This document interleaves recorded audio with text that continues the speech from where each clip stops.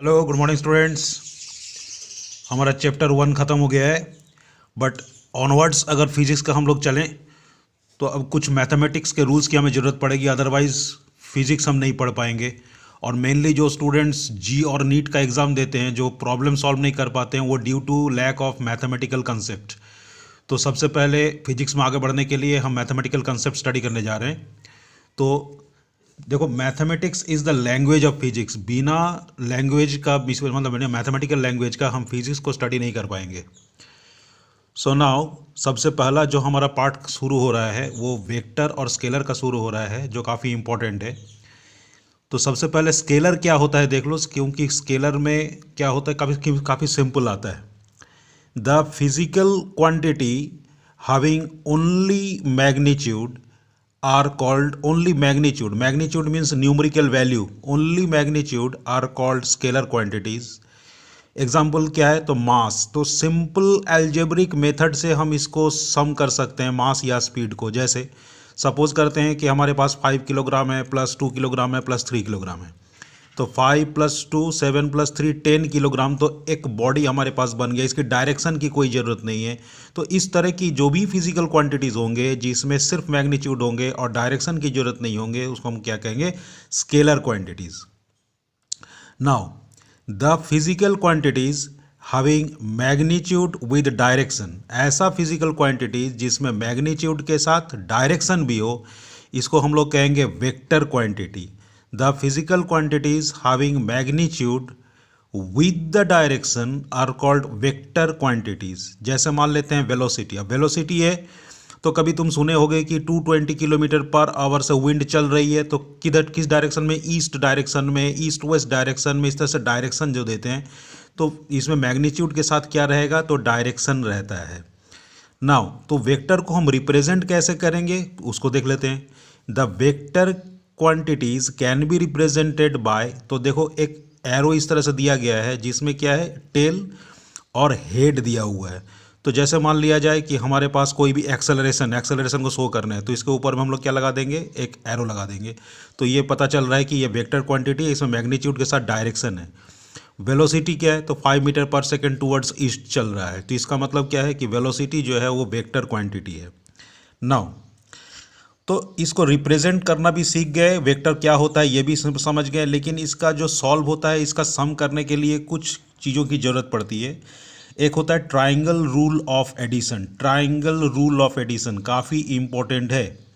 Vector तो है, तो बाकी सारे चीज़ों में कभी कभी ऐसा भी हमारे पास क्वांटिटीज़ आ जाते हैं, जैसे इलेक्ट्रिक करंट, उसमें मैग्नीट्यूड के साथ डायरेक्शन दिखाई देता है लेकिन वेक्टर नहीं है। क्यों नहीं है, तो इस बात को समझने में थोड़ी प्रॉब्लम होती है स्टूडेंट्स को इनिशियली। इस बात को समझने के लिए हम लोग चलें triangle rule of addition. So let इसको समझने के लिए एग्जाम्पल ले लिया है। Let a small ball is moving inside a long tube. एक लंबे ट्यूब के अंदर में एक बॉल जो है वो कितने स्पीड में चल रहा है, तो सपोज करते हैं कि ये स्पीड में चल रहा है 3 मीटर पर सेकेंड में चल रहा है। एंड दैट इज उस ट्यूब इटसेल्फ, वो ट्यूब इटसेल्फ मूव कर रहा है किस में, तो दैट इज 4 मीटर पर सेकेंड में, 4 मीटर पर सेकेंड में चल रहा है। गौर करना कि ये बॉल कितना में चल रहा है, 3 मीटर पर सेकेंड उस ट्यूब में चल रहा है। ट्यूब कितना में चल रहा है, 4 मीटर पर second along the direction perpendicular to the length में चल रहा है। अब एक क्वेश्चन हो जाता है कि in which direction and has the fast the ball moves in the room. तो रूम के अंदर में अगर हम लोग लिखें कि उसको निकालें कि डायरेक्शन क्या होना चाहिए और कितना फास्ट वो बॉल चलेगा, तो कैसे हम निकालेंगे।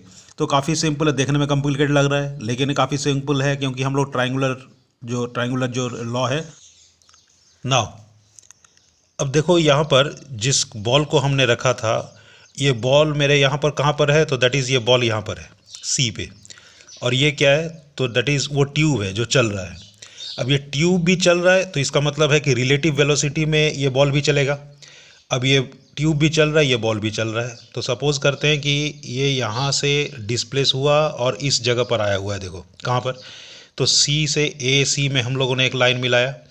ये बॉल जब ये पाइप चला, जब ये ट्यूब चला, तो यहाँ से ये पाइप यहाँ पर आ गया, तो बॉल उस समय सी से कहाँ पर आ गया, तो ए में आ गया। हमने एक परपेंडिकुलर लाइन यहाँ पर बनाया। कौन सी लाइन, तो दैट इज़ BC एक लाइन बना दिया। कैसा बन गया, ये ट्राइंगल बन गया। देखो अब ये 4 मीटर ये हमारा पास डिस्टेंस बता रहा है और ये 3 मीटर हमारे पास डिस्टेंस बना रहा है। लगा दो यहाँ पर पाइथागोरस थ्योरम, तो ऐसे निकल जाएगा। तो पाइथागोरस थ्योरम क्या बताता है, perpendicular square plus base square equal to hypotenuse square. Square को तुम हटा दोगे तो स्क्वायर रूट आ जाता है। 4 स्क्वायर प्लस 3 स्क्वायर, तो इसका मतलब क्या कितना हो गया 16 और प्लस 9 25 का स्क्वायर रूट निकालते हैं तो हमारे पास आ गया 5 मीटर पर सेकेंड। तो इसका डायरेक्शन कैसे निकालें अभी, तो उसके बारे में बाद में हम लोग सीखेंगे कि डायरेक्शन कैसे निकालेंगे, क्योंकि यहाँ पर tan थीटा का यूज़ होगा। तो दैट इज़ इन डायरेक्शन 5 कितना निकला 5 मीटर पर सेकेंड, तो 5 मीटर पर सेकेंड में यहाँ से ये निकला। This rule of addition is called triangle rule of addition. इस रूल को हम लोग कहेंगे triangle rule addition, triangle rule addition.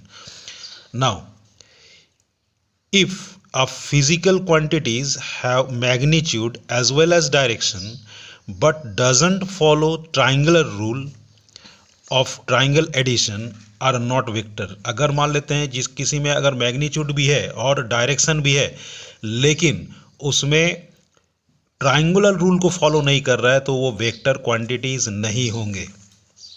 Now addition of vector, addition of vector को हम लोग पैरेललोग्राम लॉ भी कहते हैं। एडिशन ऑफ वेक्टर को पैरेललोग्राम लॉ भी कहते हैं। जैसे मान लिया जाए कि यहाँ पर कोई एक वेक्टर है, देखो ए बी कोई वेक्टर है और AC कोई वेक्टर है। टर्मिनल यहाँ पर है, टर्मिनल यहाँ दिखाई दे रहा है। तो हेड कहाँ पर है, B और C में, ABC।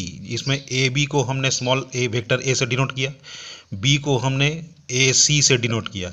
रिजल्टेंट वेक्टर क्या आएगा, तो दैट इज रिजल्टेंट वेक्टर हमारे पास A प्लस B आ जाएगा। तो ठीक है, तो अब हम लोग इसका वेक्टर एडिशन निकालने के लिए पैरेललोग्राम लॉ बनाएंगे। तो यहाँ पर ये जो हम लोग देख रहे हैं कि DE perpendicular on extending of AB, तो that is DE on extending of AB यहाँ पर परपेंडिकुलर बना रहा है ये।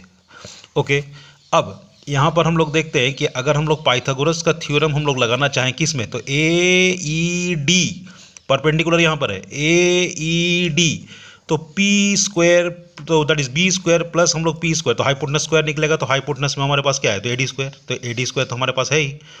अब AB प्लस BE, तो AB plus BE whole square plus DE, तो DE हमारे पास क्या है, तो D स्क्वायर हो गया। नाउ AB हमारे पास क्या है, तो देखो A है। अब यहाँ पर क्वेश्चन राइट होता है कि अचानक से यहाँ BE equal to B cos theta कहाँ से आ गया। तो क्लास 10th में ट्रिगोनोमेट्रिकल रेशो में हम लोगों ने स्टडी कर चुका है कि that is BE by B, तो BE क्या है, बेस, और क्या है, B क्या है, तो हाइपोटेनस। तो बेस टू हाइपोटेनस हमारे पास क्या होता है, कॉस थीटा। तो इसका मतलब है कि B इक्वल टू क्या हो जाएगा, B कॉस थीटा। तो यहाँ पर B equal to B cos theta, तो होल स्क्वायर प्लस, अब D इक्वल टू अचानक से हम देख रहे हैं कि यहाँ पर B साइन थीटा आया हुआ है, तो ये साइन थीटा कहाँ से आया। तो उसी तरह से यहाँ साइन थीटा की भी जब बात होती है तो क्या हमारे पास है DE, तो D क्या है, परपेंडिकुलर। तो परपेंडिकुलर टू हाइपोटेनस क्या होता है, साइन थीटा। तो हम लोगों को क्या निकालना है, तो DE निकालना है, तो B साइन थीटा, तो B साइन थीटा के होल स्क्वायर हो गए। नाउ अब इसको हम लोग ब्रेक करें A plus B whole square में, तो A square plus 2AB plus B square plus हमारे पास B square sine square theta तो है। Now A square plus 2AB cos theta plus B square को अगर हम लोग इसमें से कॉमन निकाल लेते हैं तो हमारे पास sine square theta plus cos square theta रहता है। तो आइडेंटिटी से हम जानते हैं कि sine square theta plus cos square theta equal to 1 होता है।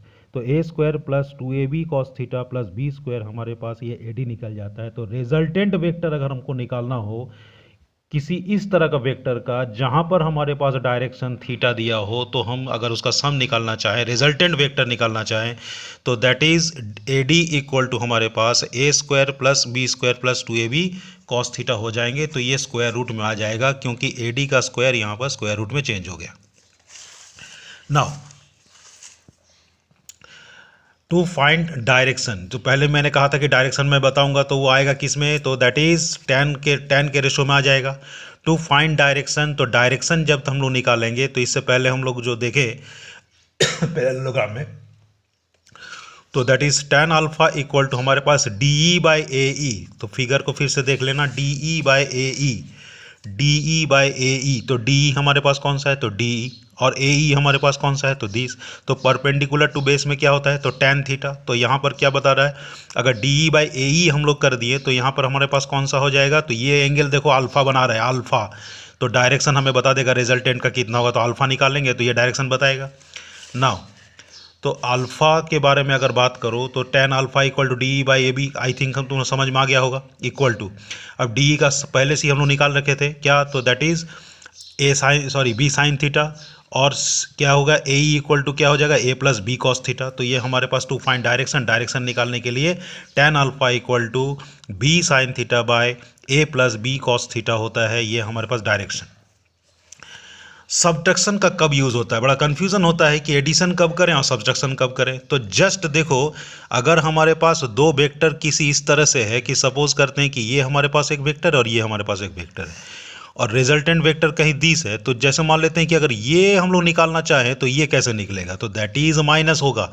Late A and B be two vector, अगर ए और बी टू वेक्टर है वी डिफाइन A-B, तो A-B हम लोग निकालते हैं क्योंकि यहाँ पर हमारे पास दिस आ रहा है as the sum of the vector A and the vector -B। ये -B क्यों आया, क्योंकि देखो यहाँ पर B कहाँ पर, दिस, ये पॉजिटिव में है, तो अगर मान लेते इसके ऑपोजिट हम लोग चलेंगे तो कैसा आएगा, तो दैट इज नेगेटिव में आएगा, -B।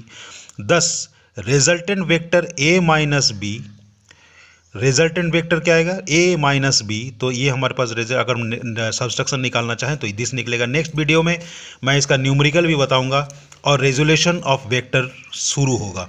न्यूमेरिकल जब बताऊंगा तो सारे प्रॉब्लम सॉल्व हो जाएंगे, तुम्हारे सारे डाउट क्लियर हो जाएंगे, और अदरवाइज़ कोई भी डाउट अगर इसमें स्टार्टिंग में रहा तो प्लीज़ मुझे कमेंट्स करना, तो मैं बताऊंगा।